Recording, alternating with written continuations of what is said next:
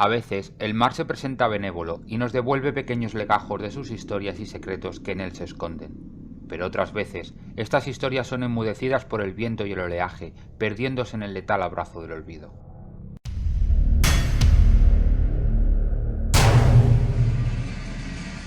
El vapor Valvanera fue un gran buque español, símbolo de la naviera Pinillos.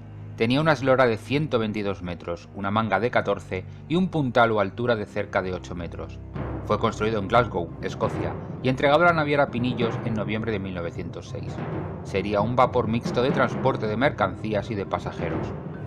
Sus líneas, bastante sobrias, no remarcaban un barco extremadamente lujoso, sino un buque funcional para el trabajo que se le había asignado. Tenía una capacidad para cerca de los 1.200 pasajeros y cubriría la ruta marítima entre España y el Atlántico Sur. Constaba de primera clase, segunda, tercera y emigrante. No era un buque palaciego ni mucho menos. De hecho, la clase emigrante viajaba con billete en mano en las mismas bodegas del barco, y segunda clase no era ni mucho menos algo mejor. De hecho, los comedores eran muchas veces las salas de literas, donde éstas eran retiradas y allí se ponían las mesas. No buscaban el lujo ni la comodidad, sino la funcionalidad del barco.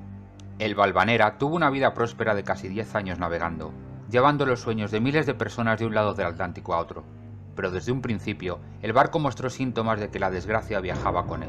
El vapor debe su nombre a la Virgen de Valvanera, en La Rioja, pero un error de ortografía en su construcción hizo que el nombre de la Virgen no fuera bien escrito en el casco.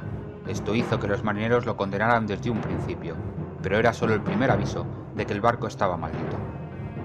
Justo antes de zarpar perdió un ancla, símbolo de mal agüero para los marineros. No obstante, el 10 de agosto de 1919 zarpa hacia La Habana.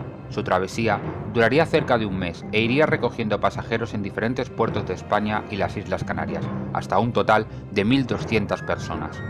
Cerca ya de Cuba, el capitán del barco Ramón Martín, ante el avistamiento de una gran tormenta en el horizonte, pidió el parte meteorológico a La Habana para decidir qué rumbo tomar.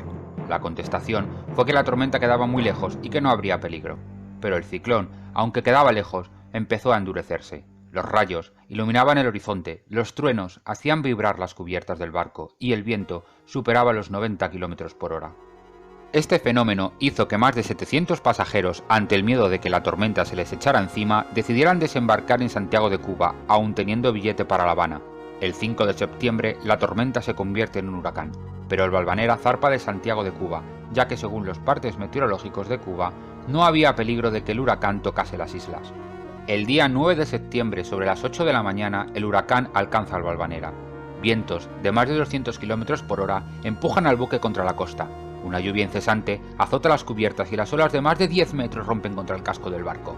El pánico se empieza a apoderar de los pasajeros y la tripulación, mientras que el capitán intenta maniobrar para no chocar contra las rocas. Enormes masas de agua rompen los ojos de buey del barco y el agua empieza a entrar a raudales en el Valvanera.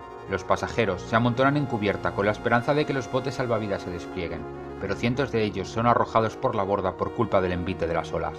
El buque embarranca en una masa de arena que rápidamente lo hace escorar. La chimenea y los mástiles de proa y popa golpean con fuerza el agua, mientras que los gritos de cientos de personas son enmudecidos por las olas. Más de 488 españoles perecen junto al Valvanera.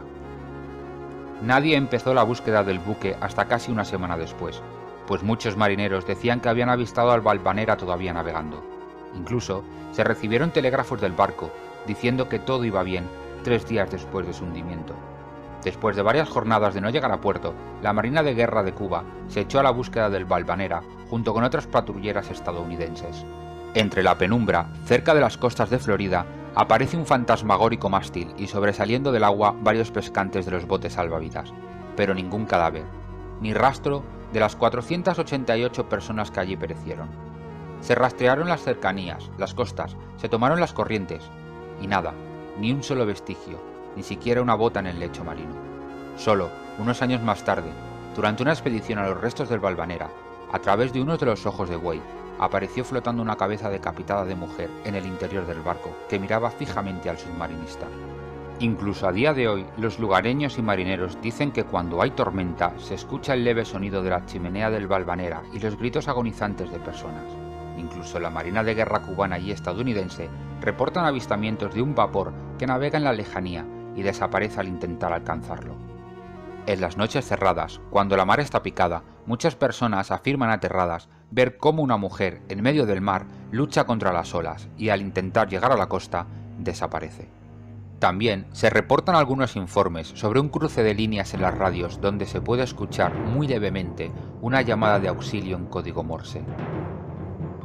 Sea verdad o leyenda, el pez del Valvanera sigue hoy frente a las costas de Florida, cerca de su destino, el puerto de La Habana. Sus restos descansan tranquilamente sobre un lecho arenoso, ya que nadie se atreve a volver allí. Pero como siempre, bajo la excusa de expediciones, submarinistas sin escrúpulos rebuscan o rompen partes del barco para llevárselas como recuerdos, sin tener en cuenta los 488 españoles que allí perecieron.